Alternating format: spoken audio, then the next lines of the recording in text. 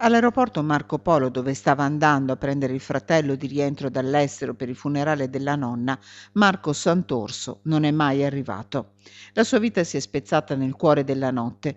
C'era nebbia nel veneziano lungo la A4. Marco Sant'Orso, alla guida della sua Alfa Romeo, entra nell'area di servizio di Erino. Sono le 23:40 quando la sua auto bianca tampona un auto articolato, incastrandosi sotto la fiancata del semirimorchio. Arrivano i vigili del fuoco, i sanitari del SUEM. Marco Sant'Orso viene tirato fuori vivo dalle lamiere, ma morirà poco dopo in ospedale.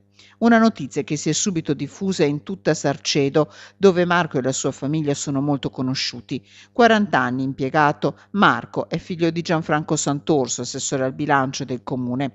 Una vita vissuta accanto ai più giovani la sua.